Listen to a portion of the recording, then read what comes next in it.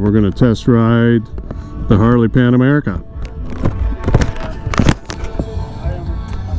Are you familiar with this bike at all? A little bit, yeah. Just what I've seen on YouTube, though. Okay.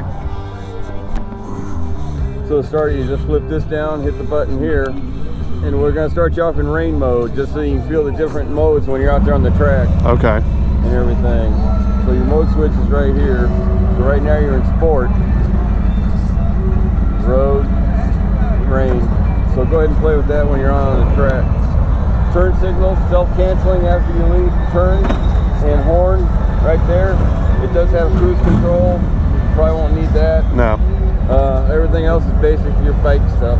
All right, start, switch, flip it here and hit it. Tap that. And then this just goes to the modes. Yes, sir. All right. All right. Thank you.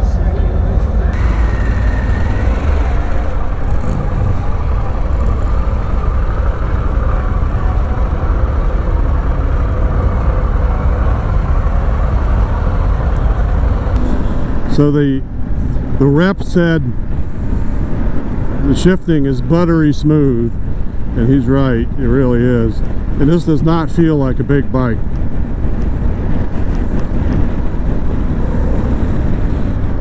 And they had me put it in rain mode to start with, so I guess it has a little forgiveness. Matt said, nah, put it in sport mode, let her rip. This has 3 times the power of my daily ride, so it could easily spoil me.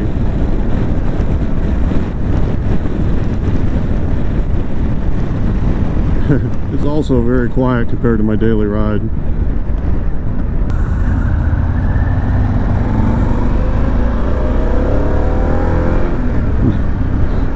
Nice.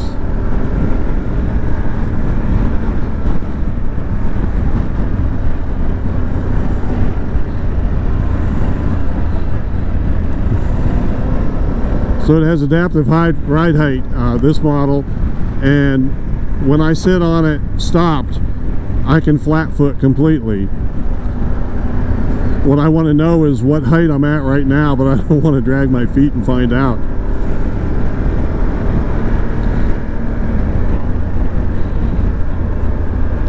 The display is a lot simpler than I thought. There's really not a lot there to have to look at. Oop, dead cat.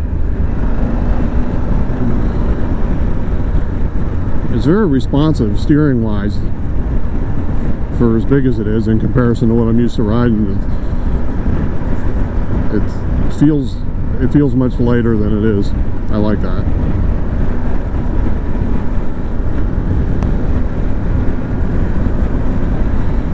I suppose I should probably ride in formation here, but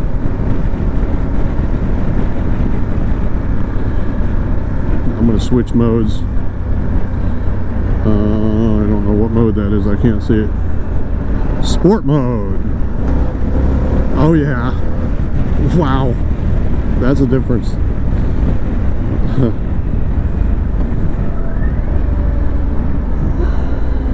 I like the simplicity of the display though. It gives you what you need to know and it's right there. Doesn't take long to figure that out. I see the gear indicator there. I'm in 3rd now, I'm going in 4th.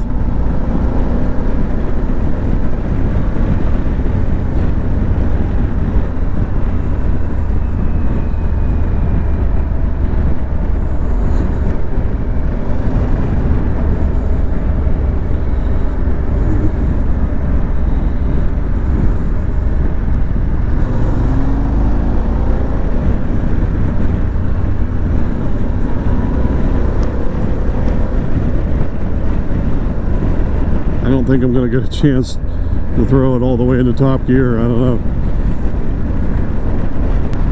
I hear the wind more than I hear the engine, so it's hard for me to tell what it really sounds like. But I know what it feels like, and it feels like 150 horsepower. You can just, it's so comfortable leaning. It's every bit as comfortable as my Scorpion.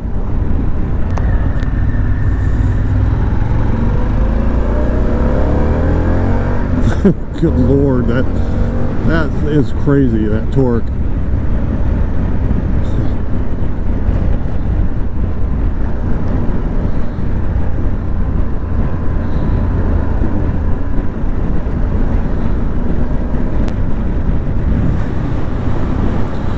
think the bars are a little bit low for me, but I can stand comfortably with a little bit of bend in my knee. It's pretty much like the dual sports that I'm riding now as far as the bar height. So, but I always wish they were just maybe an inch higher.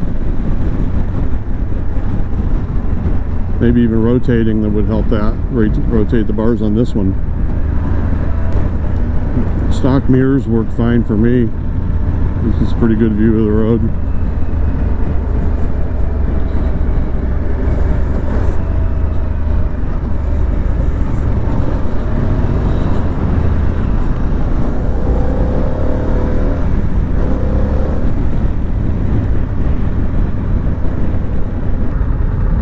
There's something flashing there. I have no idea what that is. I'll have to look into that.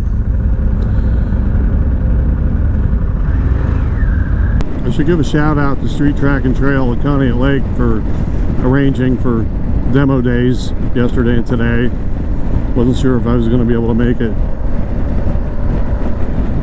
Thanks guys for putting this on. The ride's a little bit stiff, but I'm sure that's adjustable. And also, if you had a passenger on the back or if you had a whole bunch of gear, you would want it that stiff. I would say if there's such a thing as a Swiss Army knife of bikes, this one would fit the bill, because in sport mode it feels very sporty and it handles so good. You can do tail of the dragon with it very comfortably. What I'm not going to get a chance to do is ride it on dirt. I'd love to feel how it feels with varying terrain. It's killing me though in pain right now. I've got a sprained wrist, and any weight I put on that, it hurts. It's so well balanced just sitting here. It does not feel top heavy or anything. They've done really well with the weight distribution. It doesn't feel any more top heavy than my TW200, if anything less. I think these hand guards are kind of useless if you are actually going to go off-road. I had seen somebody mention that in one of the YouTube videos, and yeah, when you grab it, it just flops around. It's not really going to protect anything. Might protect your knuckles from thorns or something if you're in the woods. That's it. That ride was way too short. Now I'm ready to take it across the country. The kickstand is a little confusing. It comes down from in front of the shift lever. Once you learn it, it's easy though.